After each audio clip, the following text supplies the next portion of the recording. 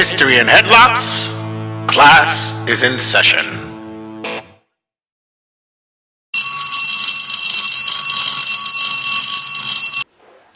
Class is back in session on New York Wrestle Media, History and Headlocks, everybody. How's everybody doing today?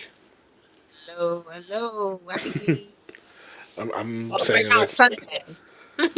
yeah, I'm saying it like there's an audience here. Meanwhile, there's nobody here except you and I just talking. Like, how are you, class? Yeah, I know. Like, try to be, I don't know, Guys. formal with everybody, but I mean, Mm-hmm. we appreciate you guys stopping by. What's home here? Yes, and before we get into today's episode, we do have a special announcement if anybody has missed it.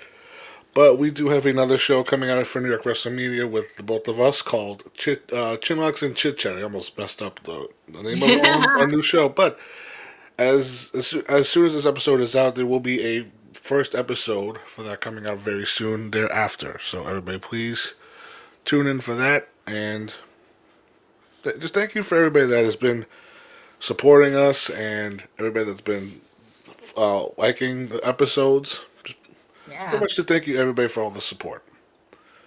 All the So likes, the comments. We really, really, really love. Like, I just want to say, like, the interaction, the engagement. We want to chat with you guys. So, leave the comments, leave your commentary in our posts. Let us know how you feel about what we talked about. Tell us your opinion on what's going on. Like, we want to hear it. We don't just want to talk about it to you guys. and where can everybody find us on social media right Class before we get started? participation. Class participation. Remember Jesus. that? Oh my god, yeah. I that was something that emphasized so much when I went to school. But tell everybody where you can find us at before we get started. Yeah, I mean, you can find us on Instagram at History and Headlocks. Facebook, you could find us under History and Headlocks. And on YouTube, you have to go to NY Wrestle Media to catch our videos under the New York Wrestle Media Network. And you can also find this on all the podcast outlets under New York Wrestle Media. So we everywhere. Absolutely. So now we're in the classroom. In today's episode, in case anybody hasn't read the title yet, talking about the one and only Mick Foley. Technically three different characters, but one specific person. So, Ari, what can you tell the listeners that may not know about the man as known as Mick Foley? Oh my goodness. Sure. Mick Foley really is the kind of person where the term "you can't judge a book by its cover" is perfect for him, because you see this guy and you see him, this big burly looking dude, missing teeth and missing an ear, and look like he's been through hell and back. But he's one of the most intelligent, eloquent, humorous, softest people that you'd encounter. Right. He's very thoughtful with what he speaks about, what he addresses, and he's just not just a big old goon. We love using that word on the show, don't we? Um, but you know what I mean? Like he just is not how he presents, is not who he is with it. And I think Definitely. Yeah. people don't realize that unless they're being listened. Appearance wise, he definitely stands out from everybody. He's not the biggest or the strongest, but deep down, he's actually like a cuddly bear. Yeah, I Like mean, he's what? a big motherfucker though. Don't lie. Yeah, but when you say big, like not like big and like muscular, like big as Right, in like a his baton. weight has definitely fluctuated over the years. But he's definitely one of those guys that has one of those minds for the business, but is also willing to Yes. do anything he has to do to get the fans to react, and that could be in a positive way or sometimes it's a negative way. But we'll talk about that. But it's a interesting topic to talk about because he's like he is native for us, where he's like in the New York area. He grew up here, Walker. Hmm. and and we have to talk about how he got into wrestling, where he pretty much turn on the TV and saw all his favorites. What we that will turn into his favorites, like your Bob Backlunds, your Bruno Sammartinos, and I mean, one problematic wrestler that we know nowadays is not like really supposed to, like not supposed to be spotlighted in a good way is Jimmy Superfly Snuka. Mm, And if anybody's not aware of that, go do please do research on that one because that one is a very divisive, very problematic one. you may have to But cover him fully. yeah, one day we will. Yeah. But he always talks about the moment of him going to Madison Square Garden and seeing Jimmy jump off the top of the cage. Right. As far as like his defining moment of this is what I want to do with the rest of my life. Hmm. Which thinking about it sounds very crazy when you think about it. Yeah. It That guy is. that guy jumping off a cage onto another person, you want to be like, okay, that's what I want to do for the rest of my life. I know it is. It does sound crazy, but I'm sure there are a lot of young men and women who have entered the wrestling business that saw a pivotal moment like that. Right. Like I'm sure there's people who saw Jeff Hardy throw themselves off the top of a ladder through tables and said, "That's what I want to do for the rest of my life." Yeah, So and he even started doing his own home videos of him doing yes, characters, which we'll see one later on. But the the very the home video of him jumping off the roof of a building onto a mattress. yes, Just look at that. First of all, that's kind of nuts, and that's pretty much sure, the emphasis of the "do not try this at home" ads that we see over the years, because that's something you should not be trying at home. Everybody, absolutely, do not jump off your roof. yeah. And Fearless from day one. because honestly, because one wrong move, you're hitting the concrete, or you're hitting something that's not what you wanted to hit.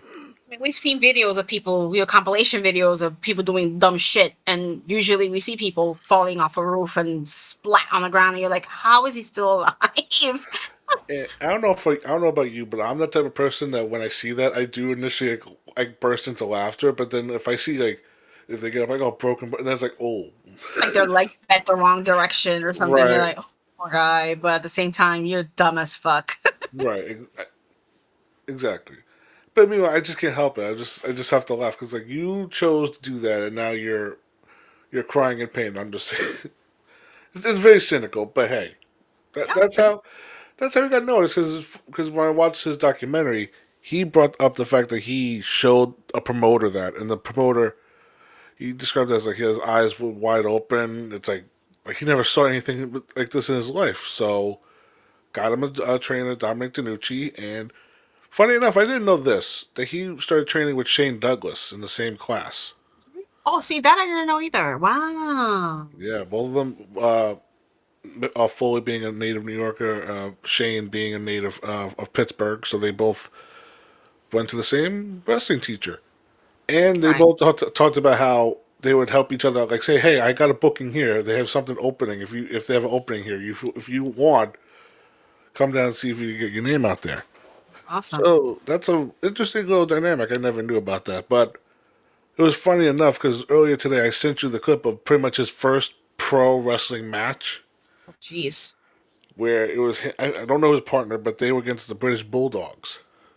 In Okay, I'm gonna check the, now because I in the actually didn't get a chance to look. I'm so sorry. I had a very busy morning from the moment I woke up, it's all trying good. to get ready before we hopped on. Oh, I see it now. Oh yeah, yes, yes, 142.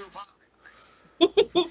yes. I've seen this clip. He looks like a baby in this clip. Yeah, very, very thin looking, but funny enough, Mhm. like that his first name was Jack Foley, not Mick Jack Foley, Woodward. Right, which is a interesting and connection there, right? Because yeah, well, eventually it becomes. yeah, but he really didn't have a good going in this match. I mean, he looked fine, but it was pretty much just like he's one of those enhancement talents that just took all the bumps. But the Dynamite Kid was very like not safe with a lot of enhancement people, where Yeah. Foley suffered a broken jaw and couldn't eat Right. solid food for weeks after this match. Yes, yes. So, So, you know what's funny is seeing Lou Albano, because he was managing the Bulldogs back then, and kind of look at Albano and you look at Mick now and the kind of eerie looking. right, the hair, the wild Hawaiian shirts, Yeah. grizzly looking. Yeah, but he gets a chance in AWA Mid South and starts going under the name Cactus Jack, which it's a very interesting name. I don't really. I mean, I've heard worse. I mean, shit. A lot of the Sure. NXT names nowadays are worse than this. Like I said, they all sound like they're Star Wars characters. Right. Just But I mean, what later. was your early impressions of this Cactus Jack? Hmm. So the first time I saw Cactus when I was a kid, it's Hmm. crazy. That I was just a kid, right? Was in the wrestling magazines Hmm. that my brother would buy and collect, like PWI Insider. I mean, sorry, that's another thing. But Pro Wrestling Illustrated, the Wrestler, Wrestle Zone, especially like the Wrestler and Wrestle Zone. I think they focus more on like the you know territories and the smaller promotions outside of WWE and NWA. And I would just see pictures of him just a bloody mess.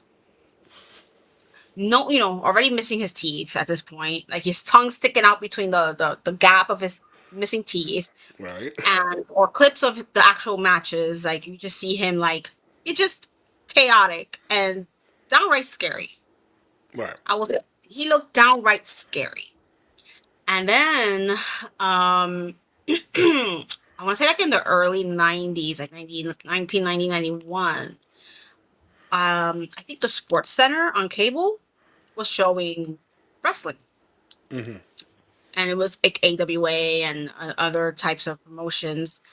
And Cactus Jack was pretty much the star at the Right. time. So I got to watch him cut his promos. Those unhinged, crazy promos where his voice just goes up and down in tempo. Where he's talking low, and then his voice starts to squeal. He does that little squeal sometimes when he cuts promos, and Yeah. the bang bang, and just grabbing on his hair. He was still doing the hair grab at the time, and I was like, "Oh my god, this guy's scarier in action than the actual photos." But at I the same mean, time, there was something so fun about him, yeah. different than what you were seeing at the time in wrestling. Where it wasn't just like you said, big muscular, clean cut man. He was a walking hot mess. I was gonna say like average Joe, but I mean that's one way to describe it. Because I mean, like when you think about him early on, you never really think about his wins that much. He was pretty much a guy that just beat himself up, and even beat up his opponents badly to the point where Sure.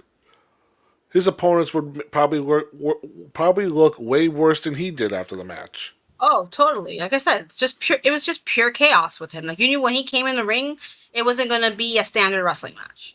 Yeah, and the two moves that like really defined him early on was the cactus clothesline that we all know, where he would go outside with his opponents, and Mm-hmm. meanwhile the bumps that he would take is probably the harder ones. And think about this, everybody. You know those pretty little black mats that are around the ring nowadays that like are supposed to protect the wrestlers? Right. Just imagine that with the ring with no safety outside. So these people would be landing as hard as their fucking bodies would let them on the concrete. And that was it. That was another thing about it. Like watching him wrestle, like it was just so like let me use another word than chaotic, because honestly, when he's chaos all the way, Right. even to this day, he's still chaotic. But it was just the way you would see him deliberately just throw his body onto the ground, just cannonball from like the apron, and just splat onto the ground Right. intentionally. Like it wasn't like, oh shit, if I, no, it was intentional. And as a kid, you're like, oh my god, this man's gonna kill himself. And I haven't talked about his other move that he would do early on, where he would lay his opponent out on the floor and jump off the apron and do a diving elbow Yes, on the concrete still. you just hear that splat. And Yes. meanwhile, it's probably like you hear his hip and his legs like smack on the concrete. Yes, and remember, he wasn't a thin guy at that point. At this point, he already bulked up. He was chunky. Yeah, like I said, like he fluctuated a lot over the years with his weight, but it's even crazier when he was probably at his heaviest, he would still Yes. like pull those shits out and be like, oh, like dude, like come on. And like you said, the hips and legs, like he's a bottom heavy guy. He has a Yeah. lot of legs, a lot of like booty and thigh. So all you like just slamming into the ground. It's like, oh, he's gonna dislocate his hip one day or break his freaking femur or something. Jesus Christ! Like there was no holding back. There was a clip I saw on his documentary where Terry Funk talked about the first time he ever saw Mick, and like, it was very funny because they became very friends, good friends actually. Right. But he said my God, they really stooped that low to find anybody these days. Like this was like when he first met him, because he was It's like, like Terry. no, but just the fact that this one dude who's still young in his early 20s is doing these ridiculous bumps, like the two moves, then he'd be going over the guardrail as fast as he fucking can, and when he would put his head he would get stuck in the ring ropes with his head stuck Yes, intentionally. intentionally. That's what I'm saying. Like everything he did was so intentional. Like it would be things that look like a botch in another match. Like when the But ropes twist around someone's leg. Like oh shit, he would do it intentionally to himself. Like and most of the time you'd be looking at him like he's about to hang himself in the ring or trying to kill himself. squealing the whole time. And Either, that was for either more. squealing or just plain laughing. Yes. And that's what really set him apart is the fact that he just looked like he was enjoying every minute of hurting himself. Right, Very, very masochistic. right. ah. So then, Ah. eventually, the territories get bought out. He doesn't get saved. He goes over to Japan to get some work done. Will do work over there, and then he would come back eventually to WCW and start working with their top A face Sting. Where Yes. it's always funny seeing old clips because Jim Cornette said if anything comes out of a box, it gets over. This and you had this big dude and Mick Foley standing in a box, waiting throughout the whole night, wait for Sting's match to Yep. end, and then he jumps out this box and just goes out and just beats the shit out of this dude. He does the diving elbow onto Sting on the floor, and this was funny. This is interesting for Mick Foley's sake because he knew like it's his star making time. Like this is his chance to put himself on the map. But Mm-hmm. he also knew consciously, I need to make Sting look good as well. Right. This is the good, clean babyface Sting that just like fights the good fight, but also when he needs to, he will be down and dirty as well. Where you never saw like Sting would be is this colorful guy that wears the face paint, blonde hair, and like a surfer dude. He's willing to throw trash cans, put people through tables, hit them with chairs. It's the same way Right. that like because that's what Cactus Jack was pretty much doing to all his opponents, making them go the limit, the same as he would. Right. See, they would stoop as low as he would in a match. Yeah, because I mean, if this dude was gonna hit you with a chair, I'm gonna hit this fucker with a chair harder. Yeah, because you have to. Those are the kind of matches where it's like you have to fight fire with fire. You Yeah, can't fight a clean fight with Cactus Jack. You're not gonna exactly. win. Hmm. And then he would move over, and weirdly enough, he would turn babyface and then start going against Vader. Which those matches, like the intensity of those matches were nuts. Because Again, Vader's already wow. one of those guys that would Yeah, lay in those punches, and my God, yeah. I mean, that dude was a beast, literally, and it's just they went into those matches like, don't hold back, just give it to me as hard as you can, and that's what they did. especially You know, When Harley's managing Vader and Harley's telling Cactus, if you don't hit that fucker hard enough, I'm come back and hit you the way I you, want you to. I wouldn't have wanted Harley to hit me. Shoot, I mean, shit. meat hook hands, you know. And not even like even with his hands, or God forbid, give him a weapon. You don't want anything to do with Harley Race at that Exactly. rate at that point. But For they have this sure. they have this view, but then they have the match in Germany, which famously is the match where Yes. Foley lost his fucking ear. Yes. Yes. And Yes. people And wanted, how did he do it? Well, he got his stupid head. He did the rope spot where he got his head stuck in the ropes, but he said the ropes were too tight that night.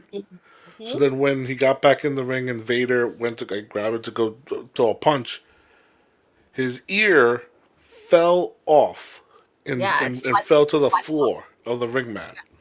Yeah. The cable sliced his fucking ear off. Yeah, and then when Vader went to go grab his head, it it then fell on the ring mat. Yeah. And he's just gushing blood out of his head. And surprisingly enough, there is video of this, so people can look Yeah. this up and find it. I wish we could show it. YouTube. Yeah, but I mean the quality is also not that good too. So it's like the way people edit it too, where you actually have to see where the ear fucking falls. Yes. Yes. Oh my god. Can you And imagine? meanwhile, and think about it, they're in Germany, and this dude also had to learn a sentence of like, please put my ear on ice so it could go to the hospital afterwards. Right. Oh my gosh. But also the thing is, he never got it fixed. No. To this day, No, his I ear think is still half. Like they did yeah. repair it, but it's just half of his ear is gone. It's just a nub on his head now. And and there's so much they could have done. They could have reconstructed the ear. They could have I've even seen prosthetic ears, believe it or not.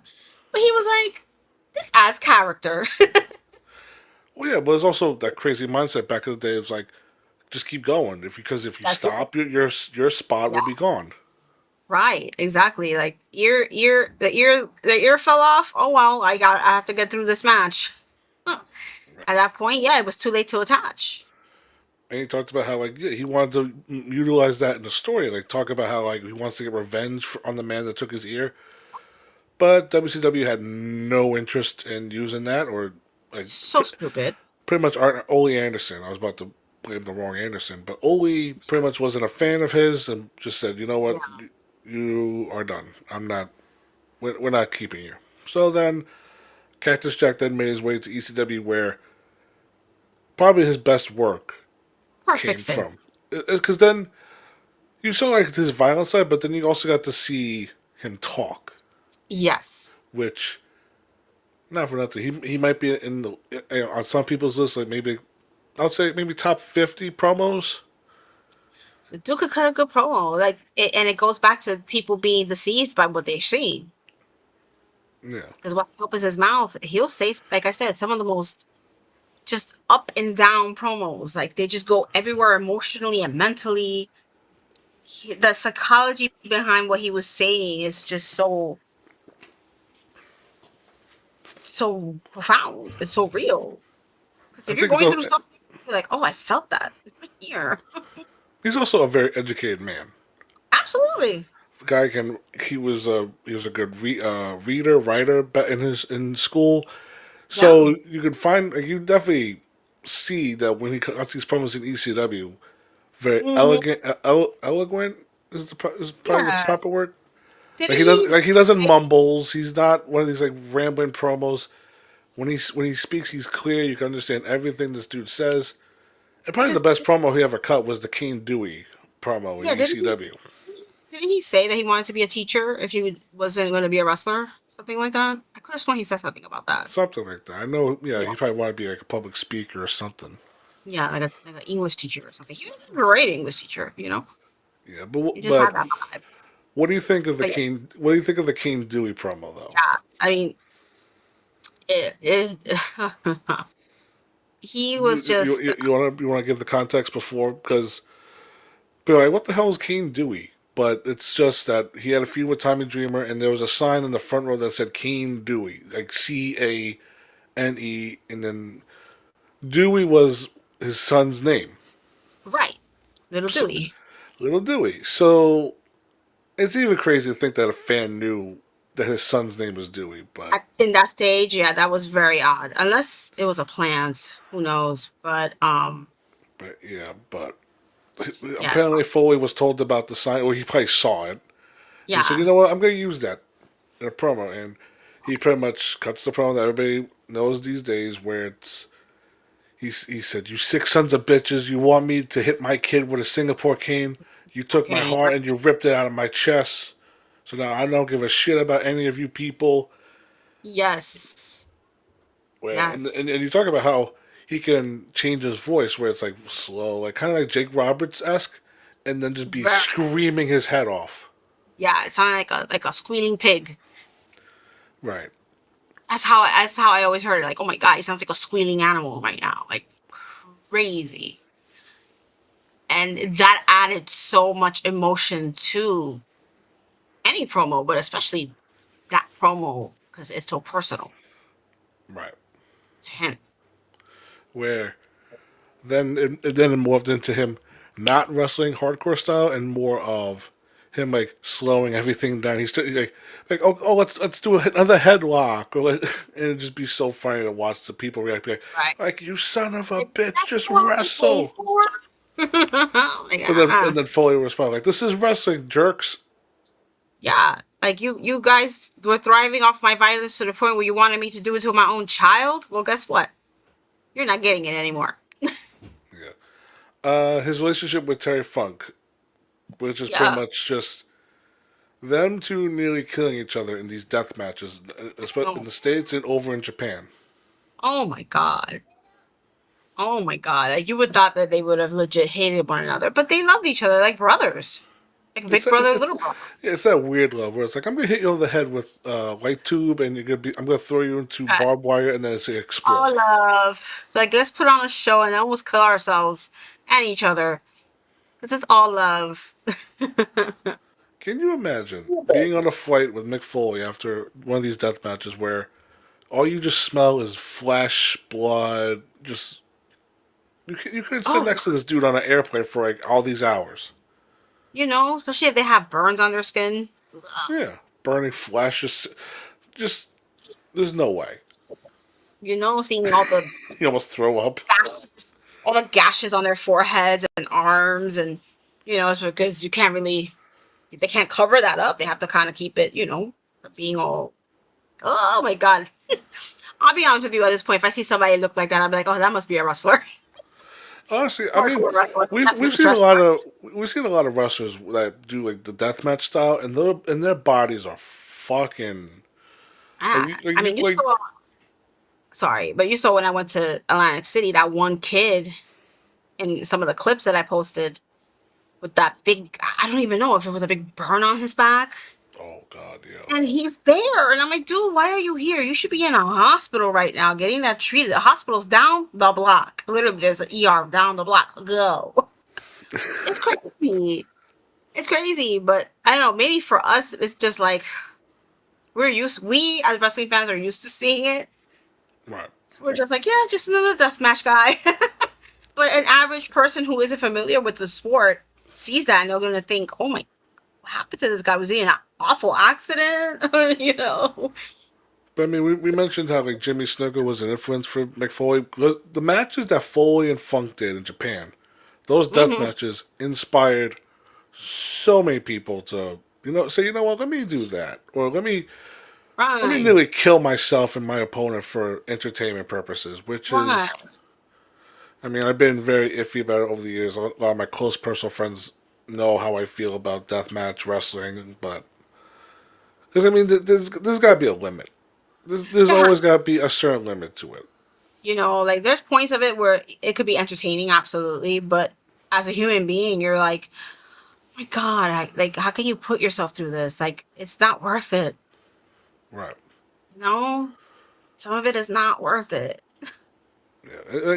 Like insurance stuff aside, like all the costs, it's just like, because when you look at these people physically, you just look at them and say like they are hurting every Right. day. Like there's no way they could get up in the morning and say, oh, like I'm good. Like no, like your arms are fucking cut up. You have stitches in your head. Like that's gonna be an episode all on its own in the future eventually. But Yeah, it's just their bodies are just aging faster than they should be. It's just nuts.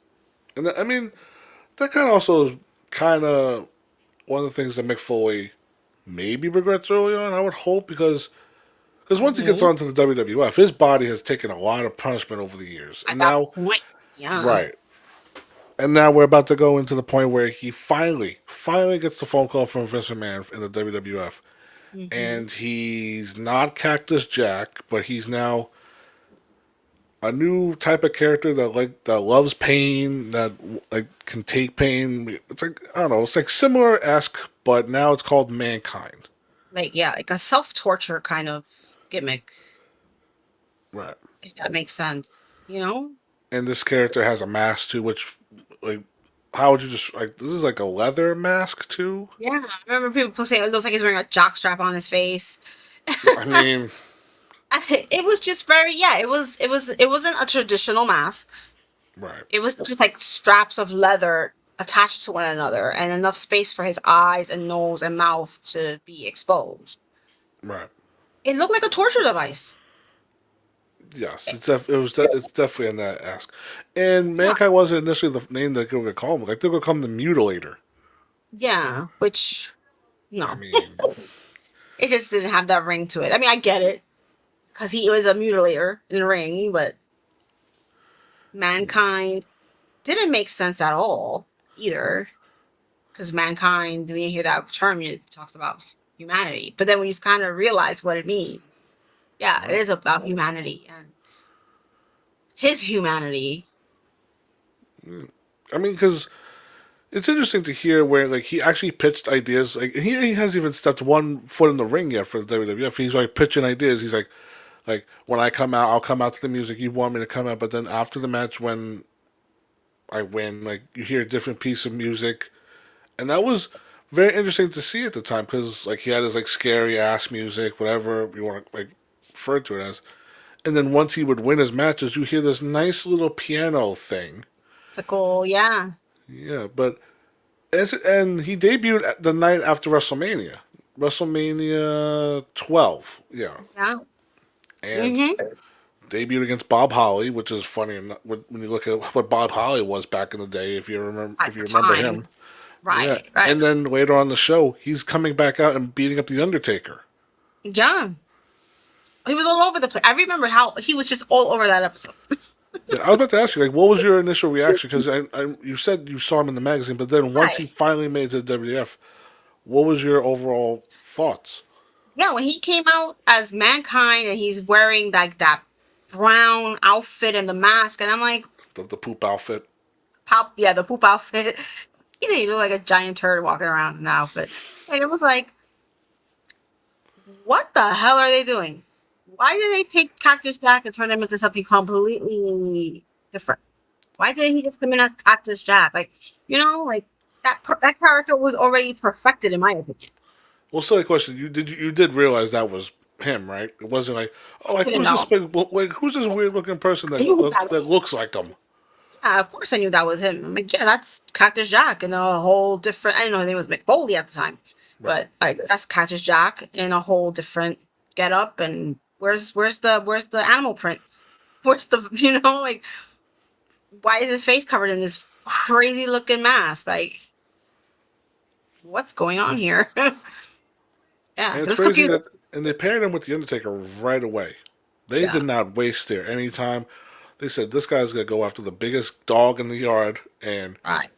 he did that flying elbow, the flying elbow we talked about before, to the Undertaker. Yeah, yeah. I mean, I think that was a great way to bring him in. Like you said, if you're gonna bring in a character that's gonna be this unhinged, why not face another character that's pretty much unhinged too in his own right? Because I think the mindset was, correct me if I'm wrong, but it Mhm. was pretty much you could go when you make your debut in the WWF. Of all the people to not go for at first would be the Undertaker.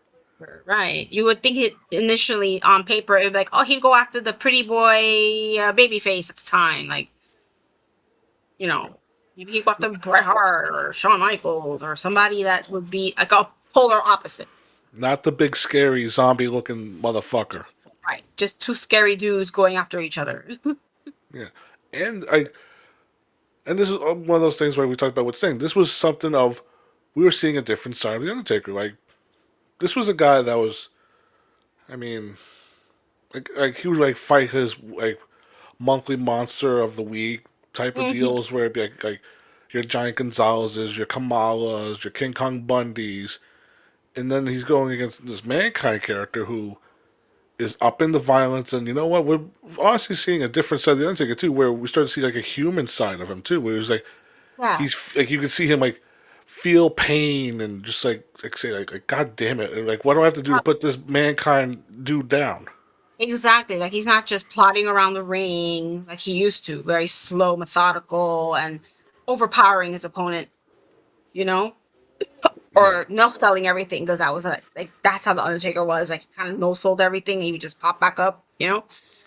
Like you said, we're seeing this side of him now that's feeling things. He's showing these emotions that he's feeling or the sensations that he's feeling, this pain that he's feeling. And he realizes too, like I have to kind of break out of that, that mold that I built for myself, and now I have to become what I'm fighting. Again, right. fight fire with fire. Because there'd be moments where he would take full like Mankind down with like a vicious chair shot, hit him with the ring steps, whatever it was, and just see Mankind get back up and just see Taker's face kind of like, oh Right. God, like come on, Because now the Undertaker's seeing what his opponents saw. Because his opponents would do that to him. They would try to hit him with everything they had, and he would just sit back up, get up, and just stalk him in the ring. And now it's like the tables have turned on him. yeah, He's seeing this guy who doesn't look as imposing as he does, size wise, but the dude is taking everything that he's throwing at him like he's eating lunch, right. like a Like, snack. this rivalry went to the point of at like SummerSlam that year. They did the first ever boiler room brawl, which at the Hmm. time was something new, something different for the audience to see. And So, it's funny looking back on it that they filmed it the day before the pay per view. So you have to imagine these two are in the building. They have to do all this stuff in the boiler room, whatever they're gonna do. All these spots where, and it's still one of those crazy visuals where Mick Foley is on a ladder and he has to fall backwards into cardboard and pipes, and that just that's just insane. he gets back up. Right. It's funny because like when you hear like comments like, oh, like this dude loves pain, and then you just cut to Mick Foley goes, I never liked pain. Like I was hurting, Right. but that dude, I don't. It's also like I guess it's pain tolerance, so it's like like some people just say like okay, I'm gonna lay down and just like take a rest. Like I'm in too much pain, but some people just say like fuck, I need to get back up. I can't stay down. Just fight through it, right into the pain. Hmm.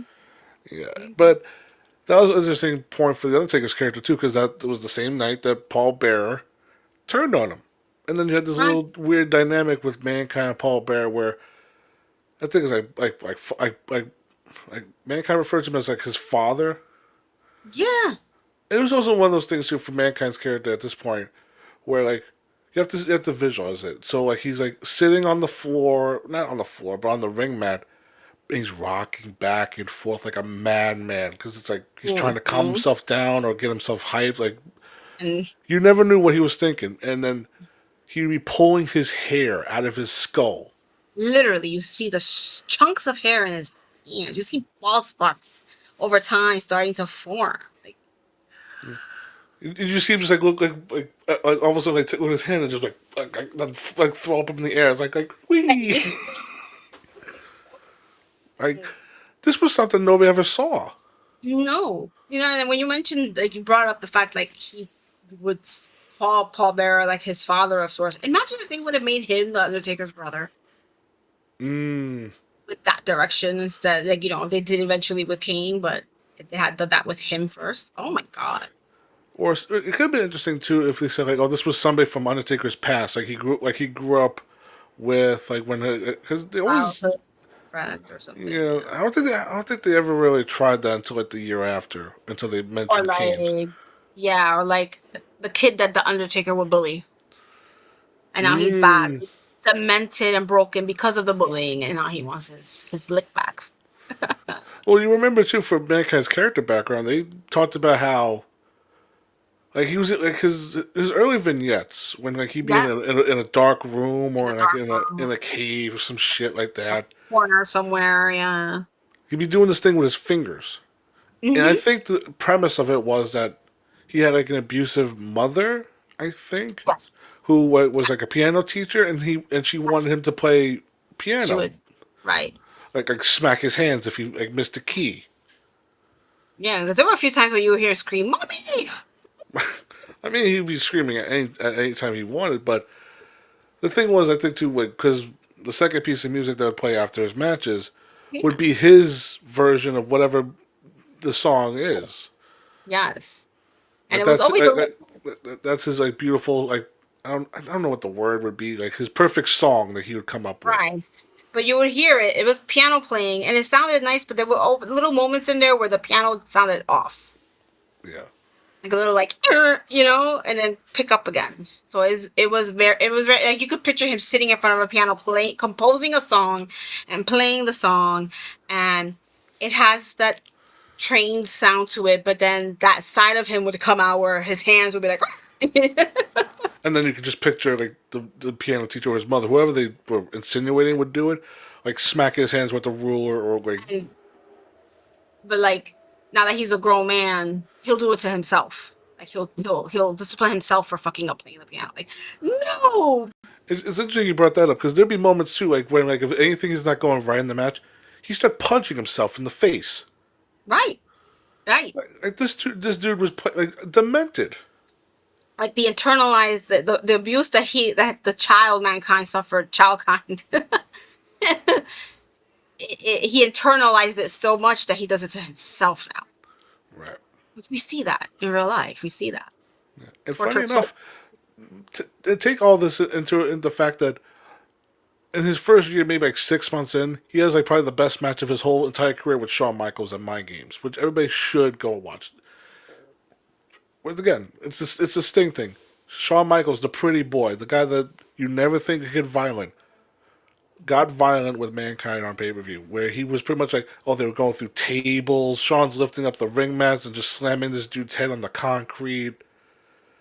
Hmm. It's like one of those matches like you never think like what would happen if Shawn Michaels and Mankind had a match that and they gave you it. It was a good mixture of both their styles. Everybody should definitely go back and watch Mind Games '96, Shawn Michaels and Mankind. And just any opponent that he had, like you said, the likes of Taker, the likes of Shawn, any opponent, they had to bring that side of themselves out. There's Right. a good one he had a match, that's time to bring it up, but the incident with the rock and the chair. So we'll definitely get That, into that. that was deep. Yeah. So then, like he definitely has one of those like better rookie years than a lot of wrestlers do, Oh yeah. in terms of like. It was pretty much once he started, he got skyrocketed. He was pretty much upper mid card at that point, Hmm. and then '97 comes along, and he started doing these promos or vignettes with him and Jim Ross sitting down. What did you remember? What do you remember about those specifically? I think I just remember more Jim's reaction throughout. Right. Like he's just watching him in like utter disbelief. He's nervous. He's scared. He doesn't know how to process what Mick is saying and doing in front of him. Like I remember that more than the actual conversations, pieces that they were having. Because what Foley Because said was that the stories were all true, but he was you're right. playing it up as his character. Yes. Because like he would talk about how like they would play lacrosse, he'd be the last one picked. He talked about Mm-hmm. how he wanted to like intimidate the other team, so he'd pick up worms and like eat Right. them, and then people would bully him about that, so they would throw worms at him. Like when you hear this and you just think like I kind of feel bad for the dude Of because he's course. definitely like a tortured. He was definitely bullied a lot as a kid, and just like now he takes it out on all the people and now in the ring. It's the classic story of the villain started off as a victim himself. Yes, Yeah. because then it's like he was riding with Stone Cold, and Stone Cold said, "Are they turning you babyface?" And Foley's like, "I don't think so," because even Austin could look at those promos like in those and just say, "Hey, they're gonna turn you babyface," because a lot of people are gonna look at them and feel awful for you. Right. They're gonna have sympathy. Like, oh my Yeah, god. Like we judged this guy. Again, we judged this guy by what we saw and not realize what was going on inside for real, for real. yeah, What and he's then been. yeah, Hmm. because then people started cheering for this dude because he started. I mean, he still does what like he did, but it was now with cheers because it's like, you know what, I'm being embraced. I'm finally being loved by Yes. everybody. I'm not being bullied. I'm not being made fun of for who I am. I'm just gonna be who I am, and that's how people are gonna accept me. Like And then people are finally speaking for me. yeah, he starts feuding with a young Hunter Hearst Helmsley, which be one of those things where going down both careers, they both helped each other. Let's be real here. Oh yeah. But Oh, Foley definitely made Triple H who Triple H is yes. in his wrestling career. For sure. That it elevated him.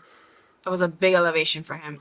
You know. Yeah, SummerSlam did the cage match. You had Mick Foley pretty much do what Jimmy Snuka did, and it's crazy to like think about, especially back in those days and with those cages with the blue bars.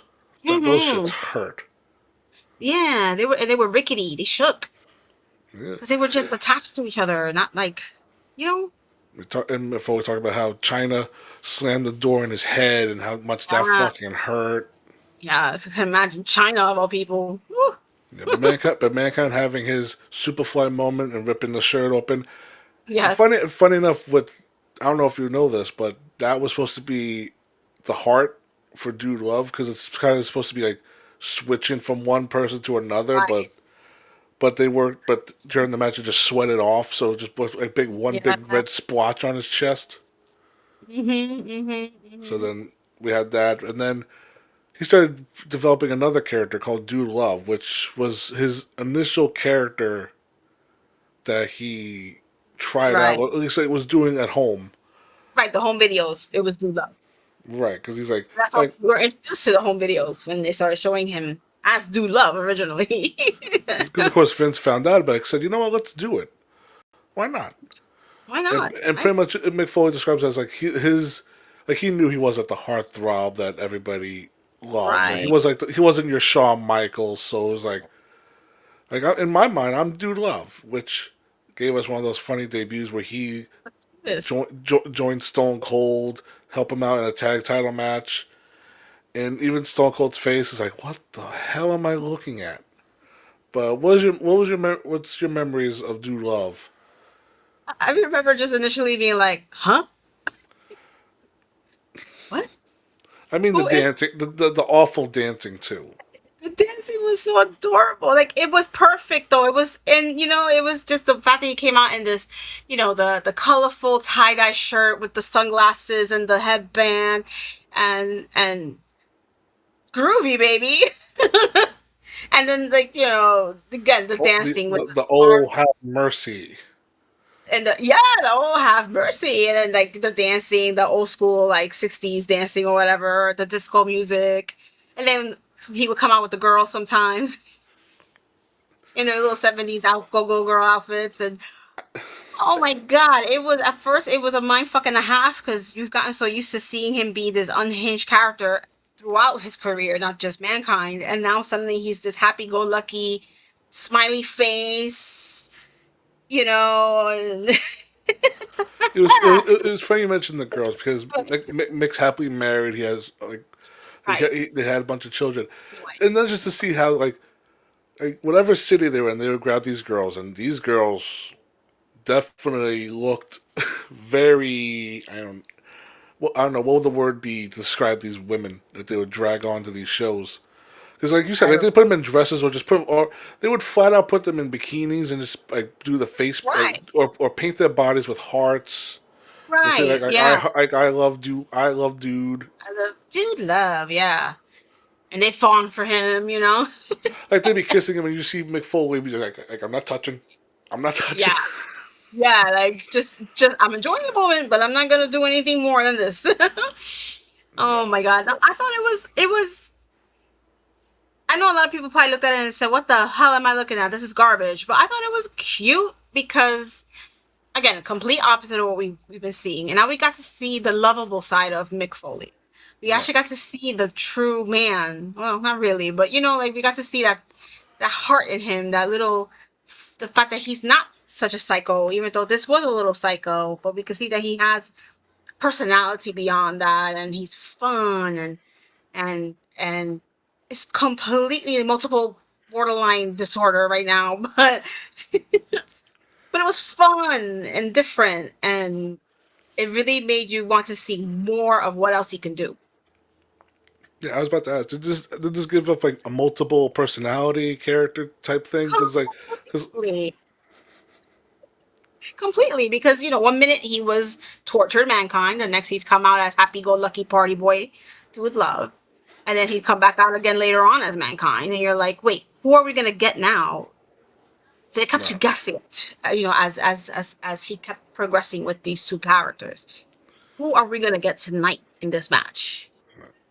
But You know? speaking of the one time that Cactus Jack actually got to be in the WWF before they like later on, but whereas funny enough, Madison Square Garden, they did the thing with him and Triple H in a street fight, Mhm. and you remember the video before the match where No. where Dude Love interviews Mankind. Yes, yes, yes. They were on screen together, right? And looking back on it now, listen, like we use technology to do the podcast. I still have no idea how they fucking did that. Yeah, they have their way of doing that. We've seen it in TV show and movies where the same person plays a twin, and you see them on. It was pretty, and considering it was not Hollywood, right? WWE was in Hollywood at the time, Right. so for them to have been able to pull that technology off was like, well, wow, they're getting up there. And the It was premise of it was very cool, where it's like Dude is interviewing Mankind because Dude doesn't want to do the street fight. He's like, I'm too cool to do that. I'm not the violent one. So I'm gonna ask Mankind like if like he wants to do it. Mankind's like, listen, I'm sick, but I know somebody sicker that's gonna beat the shit out of Hunter Hearst Helmsley. And they're like, who is it? And it's like Cactus Jack.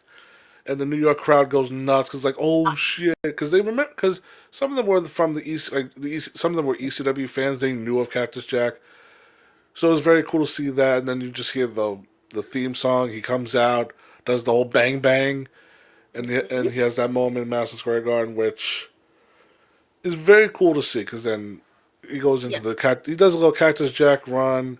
Teams with Terry Funk they go for the tag titles, and then like after WrestleMania, Stone Cold gets the title. He needs somebody to work with. Mick Foley's the first person they think of, and we get to see funny enough, corporate Dude Love, yes. where he has teeth and he starts wearing a blazer. Remember His the hair got hair fixed up. comb over, but he had it in a ponytail, so he looked like one of those like slick Wall Street guys, but still a little hippie. And there's a famous clip on Raw where Mr. McMahon brought the Dude Love outfit to him, but he has the two women on his arms, and just seeing Vince dance to that song is Oh God, oh my. Vince dancing is Because the best part is like you have Austin in the ring and he's trying not to laugh out trying not to. loud because he knows this is ridiculous. I will say Vince McMahon dancing is one of the funniest things. Because I remember even like in the '80s when they would do the Slammy Awards and they did that big performance. Oh my god, that's that one clip they always throw out there to make fun of him where Yes. he's singing "Stand Back." But I mean, you gotta give Vince credit. He had no problems trying to make himself look like a fool on TV, and he loved to dance. Him He trying couldn't him do trying to do the thing what Dude Love does, where like he puts his hands on his knees and tries to do the the shuffle. the shuffle. Yeah, Yeah. but just one of those Um, crazy visuals. But like he does that, and this is when Foley talks about how like he felt like he was getting stale or like mhm, yes, stale to the point like the fans are not caring about him anymore because he said like oh mhm. like 1 week I'm Dude Love, next I'm Mankind, then I'm Cactus Jack. So it's like Burnt out. he definitely felt burnt out, and then we're up in 98 where Hell in a Cell, him Mhm, versus the Undertaker, King of the Ring. mhm. He talks about how And he needs to make a moment happen. He needs to get back in the good graces with the fans. But I think See, it's like what's your take on that stance? Because he felt like he needed to do something that the fans Right, would care about him again. right. Like he felt like he needed to get back to his roots a little bit, Yeah, but not only just go back to his roots, but make it bigger and grander than before. To right. like you said, to get back the attention of the fans. So At the shock value. least be in the good graces. Because I think, Right, like, from his standpoint, he like talked about how he kept switching from like he was pretty much right. switching to three characters at this time. Yeah. And he felt like the fans wanted to see what they loved about, like what brought him, sorry, what made them love him in the first place, Right. which was the unhinged, crazy, chaotic violence. Mm-hmm. But the thing is, like, it wasn't like he, like the matches he would have where he would just kick his opponent's ass left and right. He did it to himself. Mm-hmm. And that's a major sacrifice to make to get back in the good graces of fans. Yeah. So they doing this match. They're playing it out, and this is early in the day when he's having a conversation with Terry about what can we do, because he's trying to top the Hell in a Cell from the year before. Right. And I don't know which. I think it was Terry that said, "Why don't you start on the top?" Yeah. Right. Because Immediately. we never seen a match start outside the ring. So Right. Mick Foley pitched the idea, and then Vince asked the very important question of, "Have you climbed up there already?" Right. Oh yes, I've already climbed up there. It's good. He didn't take one. The only time he got on top of that cell was before the match start, when the match was going. Yes. And And this is these are not two skinny guys. These are two three no hundred pounders, two big gigantic men, and this cage is just a standard chain link fence, which is crazy to think about. which has give, right? It's not meant to be stiff. It's not meant to be a stiff surface. Like when you go to a schoolyard, you grab it, they move, they flex so that if someone hits it, you bounce off of it.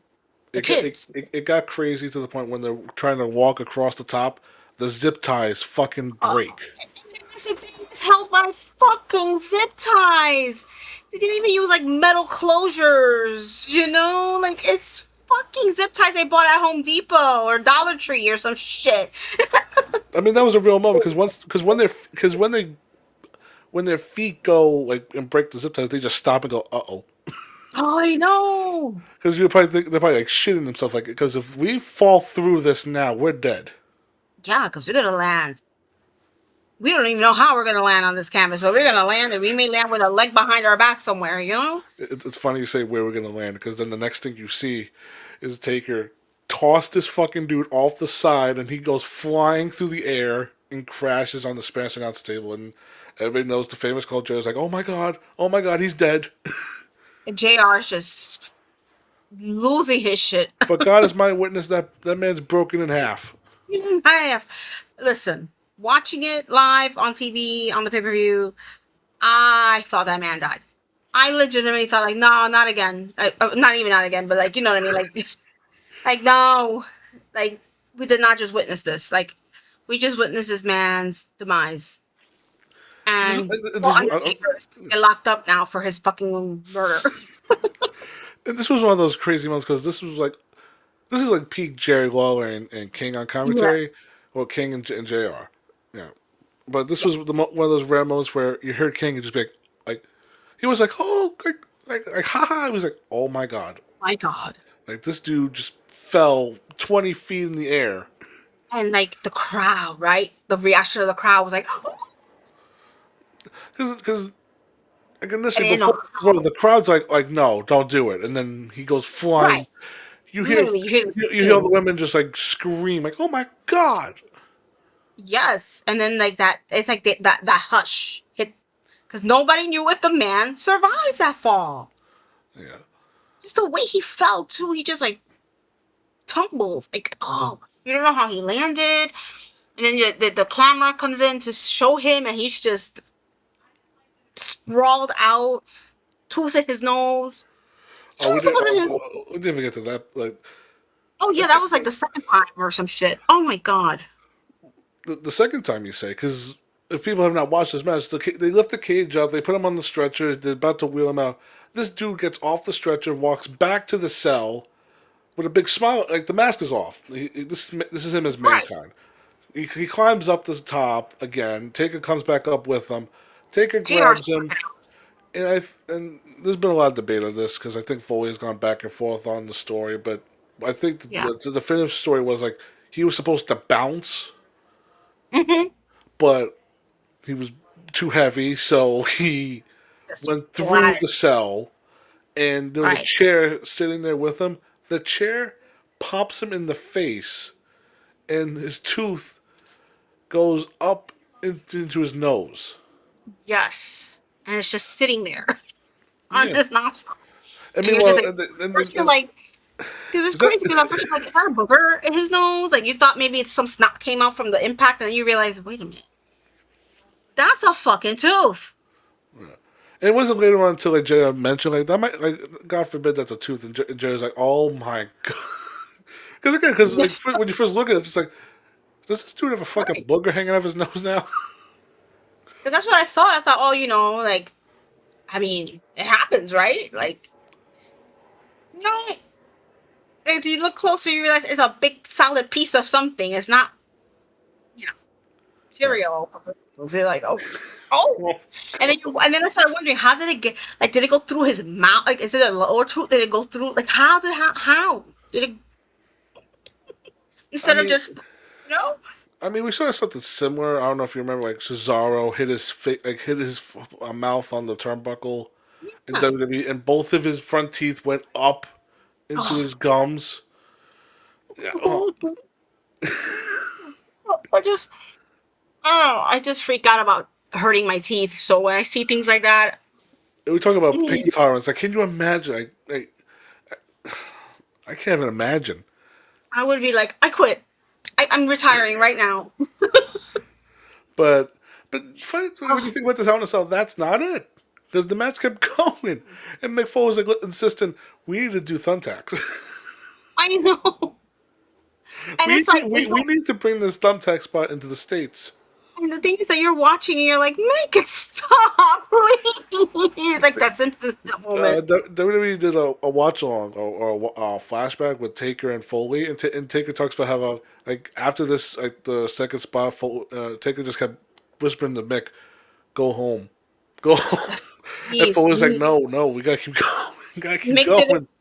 Taker didn't want to be an accomplice to this anymore, you know? He's like, oh, please. I can't only like can you imagine being him in the beginning of the match and Mick just fell off and went through the table the way he did and like you see him pacing up there?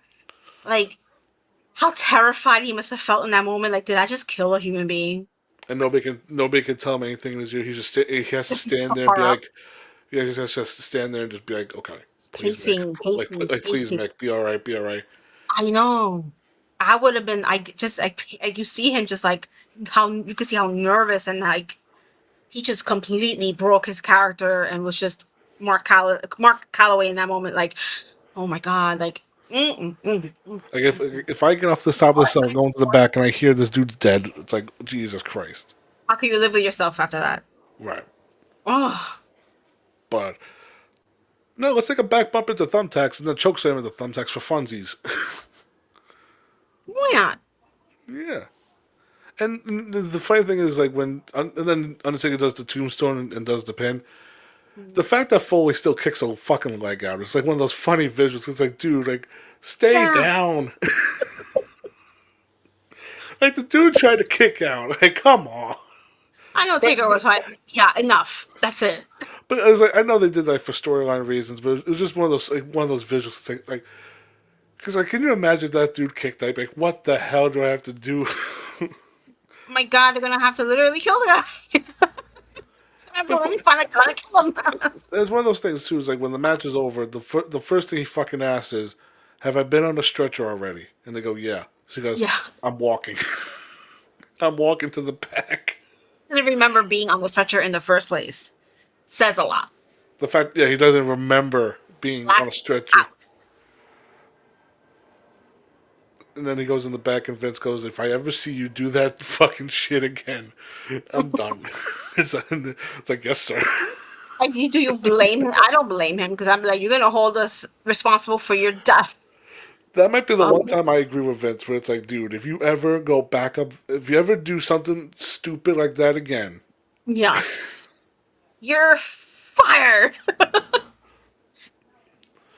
Oh but there's boy. also that moment too. I think like he gave him a hug and said, like, he said, "I thank you," but it's also like, don't you ever, because can you imagine like in his shoes, one of my talents just got tossed off a thing, and he better be breathing.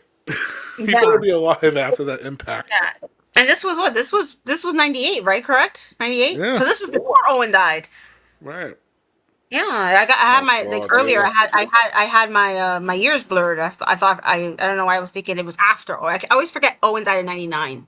I always yeah. in my head think it was like 96, 97. And I remember it. Oh yeah, I was it was 99. I think So this is one of those moments where you say, "Oh, like they definitely gave him time off then, right?" This dude was uh, still on the uh, fucking road. no, like nothing. He did.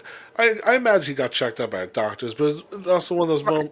moments like, okay, take a few months off. Let's heal your body. You just Dude know what they kept going. I don't know how he finds it in him. But it's also like one of those things where it's kind of like the Matt Hardy situation. Like you see how they walk nowadays compared to how they used to. Right, right, stiff. They have joints now, that have been fused together because they no longer would be naturally attached anymore because of so many dislocations. And now, like you said, yeah, they walk all. You see how Mick walks? He walks sideways. Yeah. But you know what's crazy is that like when I mentioned those two, they don't have broken necks. They didn't get the doctor telling them, "Oh, you can't wrestle ever again." These two just Right. fucking lands on their spines, and They're now you just see how they fucking walk nowadays. It's like but their necks are good. And that's the insane part. that's the thing. As long as their necks are good, they can keep going. Think Oh, about Mick, not so everybody: much. Austin, Edge, Rhino, like all these guys that had fucked up necks and were told never wrestle again. These dudes were landing on their spines. But they're still doing not so much Austin, but they're still like they took time off to Right, heal and they came back in. But Mick never did right. that. Insane, insane, Mick Mick and never a broken neck. never a broken neck. The one thing you thought he would have done falling off the cage was break his neck. He didn't. And then it's like when you talk about his run from '98 till 2000 when he like eventually retires the first time, it's just that you start seeing his style start changing where he's not doing the diving elbow off the apron Right. anymore. He's not getting his head stuck in the ropes anymore. He's playing it safe, and also his gear too, where Yes. it's like he's like for me. It's the most comfortable shit I've ever seen in my life. Where it's just like a button-up shirt and sweatpants and Sweatpants, yeah. track shoes. Cozy. Loungewear. Right. But now you mentioned it before, but his I Quit match at Royal Rumble '99 with The Rock, where let's talk about in this case for The Rock, where he turns heel finally. hmm He's actually getting popular by the beginning of '99. He's starting to get some of the catchphrases like the millions, like if you smell what The Rock is cooking. Yeah. But there was always, but it's that funny thing too that everybody works for Mick Foley. They needed an edge. Boy, did The Rock show he had a fucking edge at the Royal Yeah. Rumble. And I'm a huge fan of his to this day. And I was like, Really? one of my all-time faves. I didn't know that. He's up there with Bret Hart. Maybe just below Bret Hart. But Okay. even I was like, dude, what the fuck, bro? I was like, all right, enough is enough. Oh, but, well, what did Mick Foley say? They agreed on 5 and they did 13. 13. Like he just like like I don't know if maybe he He, got word from the back that said, keep going, like I don't know. what happened Or was he that just like got in his own Foley was in the moment. And he was like telling Rocky like hit right, me, hit me. keep going. Like, yeah, he encouraged him. What's the wrestlers encouraging The Rock to hit them with chairs across their heads? Because Ken Shamrock the same. But have you heard Ken Shamrock's explanation? He goes, Yeah, "Oh, no, if you just hit me in the head, it's the it hardest won't part hurt of as the." much. It won't hurt as much. Like, I mean, maybe I don't know. I've never had a chair hit me on either side of my head. Maybe it would hurt more if it's the back of your cranium as opposed to your forehead. But either way, it's your like, fucking head and it's encasing your brain. just for some everybody's aware. Like nowadays, when they teach wrestlers, like if they're gonna take a chair shot, it's hands up. Hands up, right? Or they nowadays they do like you do like the hit in the stomach and then you show your back. So then the chair Right. shot is always to your back. Back in the day, wrestlers talk about how like when they're gonna take chair shots, like tense up, and then Which was not worse. like they grate your teeth, and then you just get hit as hard as you can in the damn head. Honestly, that's probably even worse because now you're stiff. You're tensing your neck. You're tensing your muscles. So now it's more compression. You know. And you see it from everybody. Like do it, do it. That's the natural instinct. Like, oh my god, my head's gonna get crushed in. But there's two factors to this. One, that fucking Foley's hands was behind his back because he was handcuffed. Oh, he was handcuffed, so he had no way of protecting himself. And also, let's bring the wife and kids to the show so they can watch front row. Little, and they were little. They were so little at the time. This is on, I think, what was it, Wrestling with Shadows? Yes, and you see They them show the fans' cry. reaction. And little Noelle that everybody likes to like have a crush on nowadays. Just crying her little eyes out, hiding Well, with her. And the poor mother, even his wife was like screaming the whole time, can which you I imagine don't blame her. all the shit that wife has seen? And, she, That's probably the worst thing she's ever saw. and man, she stuck by that man. That's That's the love. other crazy thing. I mean, yeah, that's love. But it got to the point where I think like before the finish, she had like to take him in the back. Like this is ridiculous. Yeah, it was. It was. It was. It was. I can't. That's a nightmare for little kids to have to go through, and I felt bad for because you see the footage in the back afterwards where he's like, "I'm okay. I'm okay. I'm okay. He's my friend. He's my friend." Like, what kind of friend is this though? Because I've heard a lot of wrestlers say like, oh, like they say like, oh, like when they have to explain to the kids like, oh, Daddy's playing with Uncle like whoever the wrestler is, Right. because these kids see these wrestlers in the back like, oh, like this is I don't know. But Like, it's almost like it it's almost counterintuitive when you have little children and you're a wrestler and you're doing this and they see it because you're like, oh, he's just my uncle. He's my best friend. He's my best friend. He's your uncle. But it kind of gives off this, not to sound woke, but it kind of gives off this like abuse is okay kind of if it's someone you love.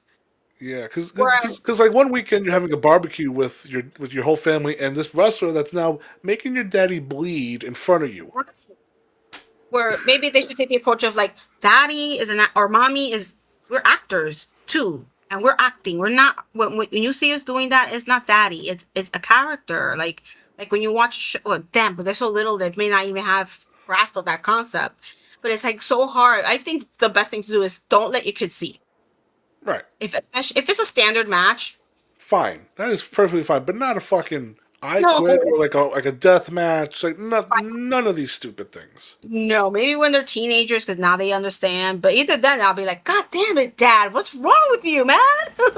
Yeah, but not for nothing. That also explains like how some kids have some or have some fucked up lives. Because I mean, hey, look, I saw Daddy get his head bashed in by the number one actor By the in the rock, world.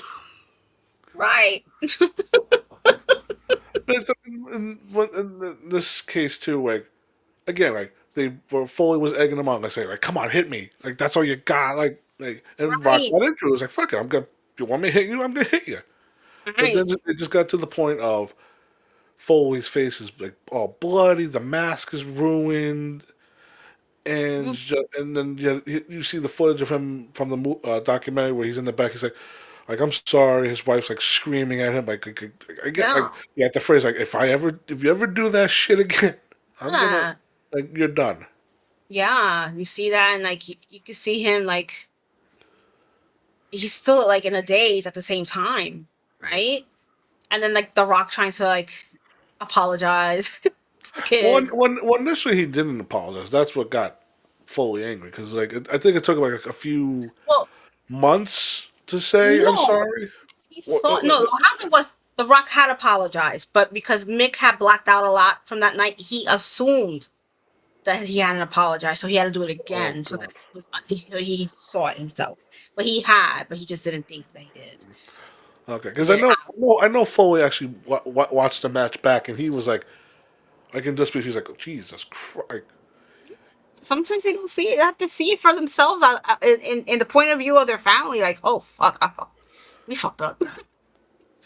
We took it too far. Yeah, we like, oops, we went a little too far, too far. But again, it was one of those moments like it made The Rock look like a vicious asshole, Oh, bro, it and built up. Foley was just I don't know how he like how would you describe he looked after this, but I think I don't even have the words but because you for want to him, say he looked like the hero, but at the same time he looked like a I'm, victim. but to me, like, looking back on it, I'm like, you brain dead idiot. Like why? Like why? Exactly. Like at the same time, like why did you keep telling him to keep doing it? You know, the guy's gonna follow your lead because you're the veteran of the match. It's one thing if you're falling off some like mind you in the earlier in this match they fell off like a balcony type thing and fell on a table Huh. and there was sparks going everywhere. Oh yes, yes, yes. That was the most calm thing in the damn match. But you brought Right. that. But when you pull out handcuffs, you put your arms behind your back, and your head is exposed, Exactly. and you have this dude that you trust to swing Mm-hmm. his chair and like not scramble your brains. But this dude is like it felt like every swing got harder and harder and harder. Yeah, it's like you kind of fall into a rhythm in a way. Even to the point where like when Foley's doing the thing like he's like trying to escape or run to the back, Rock's still swinging this chair at the back of this dude's head. And, and like I believe Michael Cole on camera, he's like Mick, for the love of God, please stop. Right. Just say I quit. I mean, you definitely know. Looking back, they both sat there and they were like, "Lesson learned. We'll never do that again." I mean, honestly, was there a lesson learned? Because I mean, the chair shots didn't stop. I'm not saying in this match. I'm saying just in In general. general, no. Maybe The Rock had a little bit of a lesson learned from it. Like, if I'm gonna do chair shots, maybe not 13, maybe a couple. Maybe hold back a little bit. Yeah, hold back a little bit. Don't be so, it's not a baseball bat. You're not doing, swinging lessons or a piece of metal and someone's delicate skull. You're not fucking trying out for the New York Yankees, buddy. You're Like, not knock it trying to off. be. Come on, man. Because, like I said, as big of a fan as I was, even I was like, bro, what the fuck is this man doing? Like, relax. And you know what the craziest thing is? Is that later in the year they would be one of the more popular teams on the roster. The Rock. The Stop Rock and it. Sick. I Jesus. loved it. They, listen. First of all, they have great chemistry together, without a doubt. You never would have thought in a million years these two would have the chemistry they did, but they did. They played off each other. So the banter, the promos that they were cutting, Yeah. amazing work. I guess this is a perfect time to talk about how like Foley's character started like being entertaining because I mean like before like when Vince was in the hospital Foley would be like hey I have balloons Vince like how you feeling Right. and I brought a friend with me and Vince would tell like it's not Stone Cold is it? He goes no it's not Stone Cold it's Europol the Clown And then, and then him fucking blowing a kazoo in Vince's face and then and then the debut. the debut of Mr. Sacco and it's just so funny because you like you see the clown, and then all of a sudden you don't see Mick in focus. Obviously, I think he's like under the bed of Vince's hospital bed, and Yeah, he like a just goes puppet up show. with his son. He's like Mr. Sacco, But I just laughed because when you look at Mr. Sacco, it's Mick Foley. He put a little beard on him. like a shitty little face drawn. Like, but then it was like one of those because Foley said like, Vince made it stand out because after all the insanity he left, Vince was like Mr. Sacco. And then I like the weeks following that, you just see people in the crowd hold up socks like with drawn faces on them. know. Yes, and that's it. He Full, had to full, bring full, his whole repertoire. Foley talked about for years after that he would go to the conventions. Everybody would have like, hey, can you make a sock, or can you make me a Mr. Socko? And then they bring their own socks. Selling them. It was part of the merch line. Was it a part of WWE merch? That would have I been believe not. so. I mean, shit. That would have been so. That would have made a lot of money. I believe so. And then it was perfect because he had the mandible claw, Yes, so it just worked. Now you're sticking not just your dirty hands in someone's mouth, you're sticking a dirty sock in someone's mouth. a dirty a sock that was by his crotch the whole match. Soaked in sweat. Oh my god. Yeah, but you had that shit. Then you had the Rock and Sock connection, and you said like you would never think these two specific characters worked. The crazy goofy mankind character, and then the Rock, who's like the most electrifying man, like well dressed, like. Yes. But he definitely came off like a little dickish early on, but I mean that was Of him. course. That was But his gimmick. he had moments where he was like the millions and then and fully like the dozens and of mixed fans. And then like every time like we do like the if you smell, you just hear Mick in the background, and then Rockwell, don't you copy my shit. Oh my god, it was just hysterical. And then, just their segments, and I think the best one was the whole "This Is Your Life" segment. It's just like Mick's trying to be like a good guy. He's like, listen, I brought like Hi. your old home ec teacher, and then Rock would be like you didn't let Rock make the pancakes in school, and then it's like, He oh, told like her. the old the old football coach that made Rock do suicides, and then the old And the girlfriend. girlfriend. You didn't let the Rock go to second base. You gave the Rock a big piece of that poutine pie, and everybody. Lost it. The king is losing his mind on commentary. He's just screaming his Because head it's about off. sex. I was like, oh my god. And in my head, I'm like, oh my god. But the thing What? is like when you talk about for Foley in that segment, it's like after every person got like slaughtered for all the Yes. things they did to the Rock, you just hear Mick go, "Hey, get out of the ring, you tramp! How dare you? How dare you do that?" But it was just one of those again one of those things you never thought would work. And it just, yeah, and it created so much vernacular that we hear today still, those the classic lines that the Rock will bust out. Just people will quote it and quote those things without even knowing what they're quoting. Like, Do you that's a like Rock that's Do you like pie? like pie, and the whole like who in the blue hell and the As a oh, kid, it was very confusing. As a kid, it was very confusing. What is he talking about pie? Is he yeah, talking about the actual food, or is there something else he's referring to? what's so funny about pie?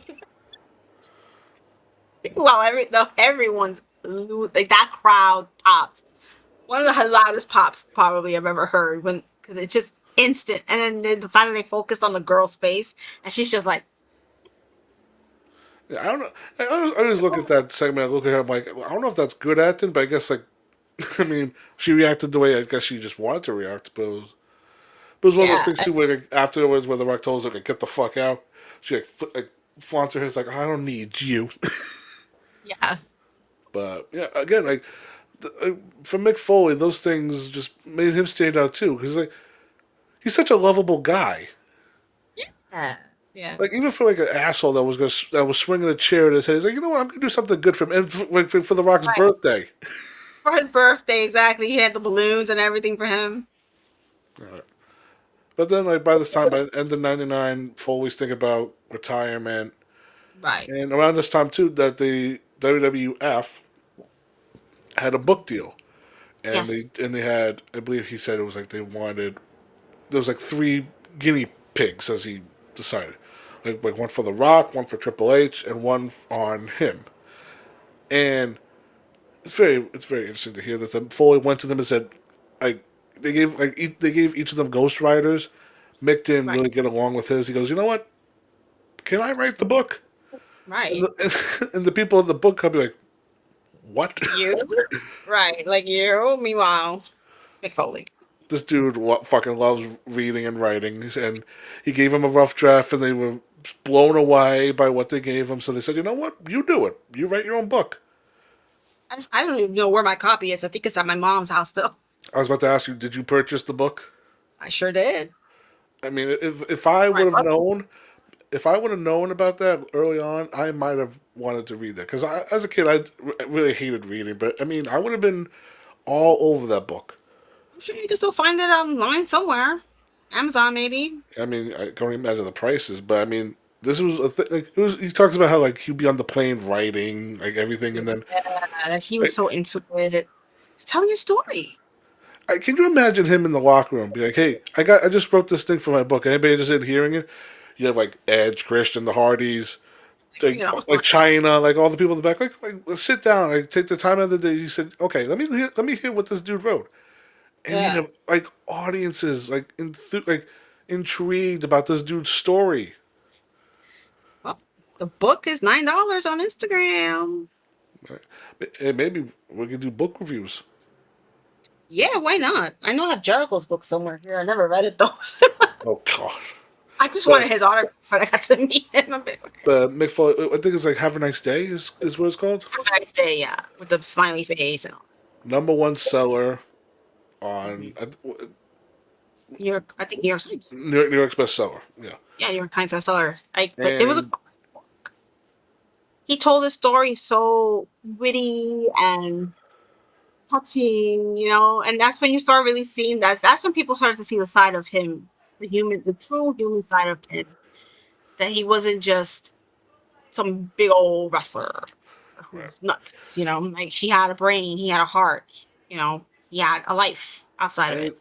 when you think about it too, this book was pretty much, I think, target audience was going to be for wrestling fans, but people outside of wrestling picked up this book and was like, "Oh my God, Yeah, this is very interesting." Like this guy's right, the because when you imagine all the stories of like him going to Japan, going to Germany, like going all over the world, and right, all the stuff that he's been doing in his wrestling career at that right, point, it's like, holy shit! absolutely, And and you know, it's still yeah. like I was to say like, and at the point where he wrote the book, like he thought that was going to be like him winding down. I had to look this up for like when his first retirement, early 30s. Yeah, he was so young. He's still technically still so young.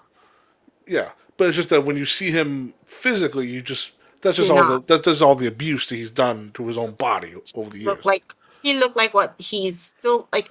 He hasn't changed much since then. When you really look at him, like Right, but he just yeah, aside from now weight, from it's the like he weight, caught. uh, But yeah, he looked beaten up. He looked worn out. He looked like he's went through hell and back. yeah. But of Yeah. course, around the time that he wants to retire is when Stone Cold goes away for his neck surgery, and they Hmm. need another top. They need a top face. Yes. Well, at least, well, a top face to work with the top heel, who is Triple H at this time, and they had their Royal Rumble street fight in 2000, where Hmm. we got to see Cactus Jack like come Yes. out for a little bit. But everybody, if you watch the Royal Rumble 2000, the spot that everybody remembers is that fucking pedigree on the tax face first. Yes. Yes. Yes. Yes. Yes. Just a thought that God forbid if a thumbtack went in this dude's eye. Yes. Even if he would have closed his eye, it still could have gone through, right through the Mm. eyelids. I mean, and also for Triple H's case, his knees hit the fucking tacks too, but he's wearing knee pads for the love of God. Right. I'm pretty sure he probably got extra padded ones just for that spot. Yeah, but again, it's like like then he did one more Hell in a Cell match and No Way Out 2000, Right. and I mean the spot alone where he gets a backdrop off the top, it goes through the cell again, it goes through a hole, God. and you It think, doesn't okay, he for the retires, he's done. right. Yeah. Then this is gonna be a trend because we're going along, but we're definitely, I'm telling you, everybody that's watching this, we're definitely doing a part two. Oh, absolutely. We're doing a part two, but he comes back for the money, and Vince says, "You know what? You never main event of WrestleMania. I'll give you this." And he came back, Didn't look good. He put because I think he had like a couple weeks to get ready for the main event of Yeah, WrestleMania. And if anybody is a fan of Saturday Night Live, go watch the episode where they have The Rock, Foley, Big Show, and Triple H on that I episode, and Vince too. I love that episode of Saturday Night Live because it was a community thing for them. It wasn't just The Rock's debut on Saturday Night Live. It's like they all got to participate in it, and I thought that was there's something so beautiful about that. Right. Because also too, it's like Triple H was still trying to be his heel character, but on the episode, he was clever and funny. He had his moments, Yes. but it was also too, it's like you saw like Mick Foley and the Big Show be like big children. Oh yes, because when they did the Nick skit where The Rock plays the smoking cessation program, but he's just a big military guy Oh yeah, that beat the crap out of is this where like they are like when the guy like I forget like when the guy's trying to smoke, he like beats him up, and then like Foley every and Big time. Show, Yes. like the guys come on stage like hold on, like you're not being good enough, and then the act and then I forget the act, it was like Chris Kattan or some shit. No, Like it he was like, forgot his oh name god, too. He's one of the SNL guys that's not there anymore. yeah, but he But gets like hold on guys, and then all four of them are just beating him up. yes, and they throw him out the window. Yeah. Like Rock, this is how you're supposed to do it. Like no, like it's like hold on, let me do it. Like let me do it. Yeah, because at first when they come out, you think he's stopping. They're stopping him from beating up this guy. Like, whoa, what are you doing? What are you doing? And then they're like, that's not how you give a beating. And then like Big Show picks him up. This is how you give a beating. And he just starts swinging the guy over his head. Yeah. God.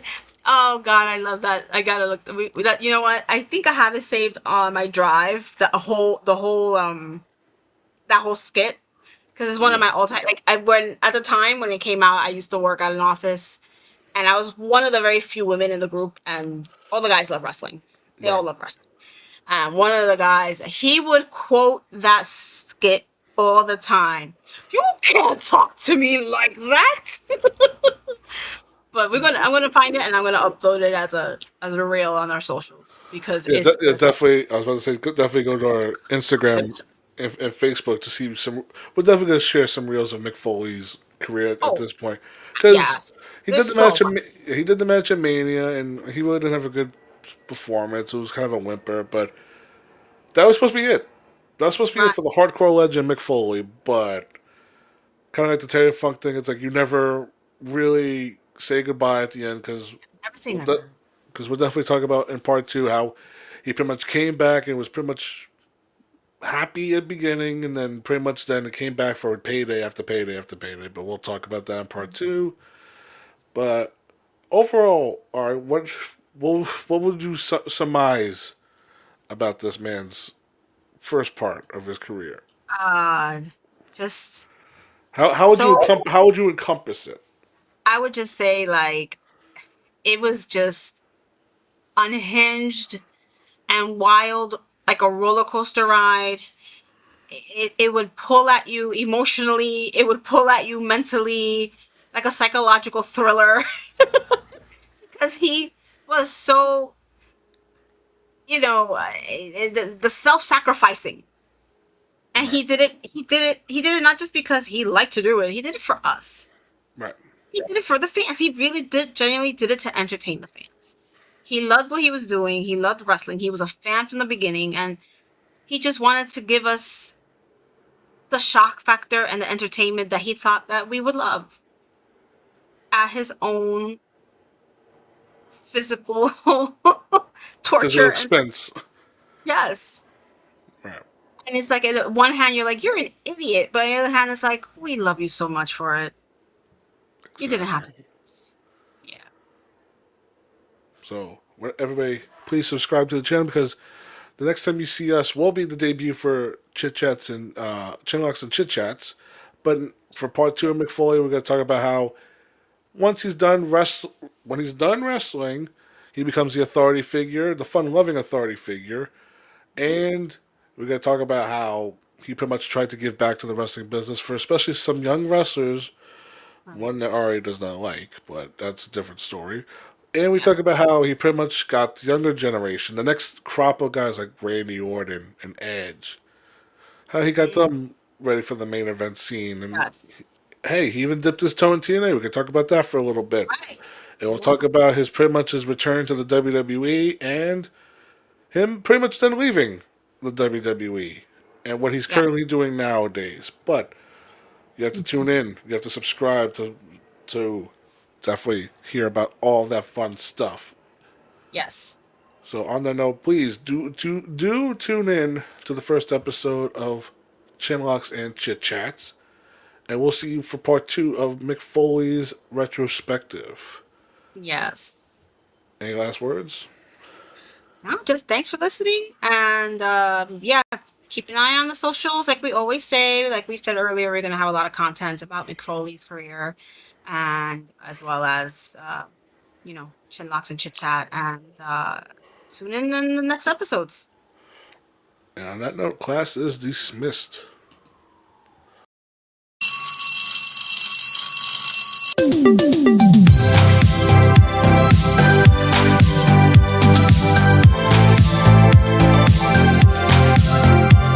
Sit, turn, type, sit. Good boy. Ruff.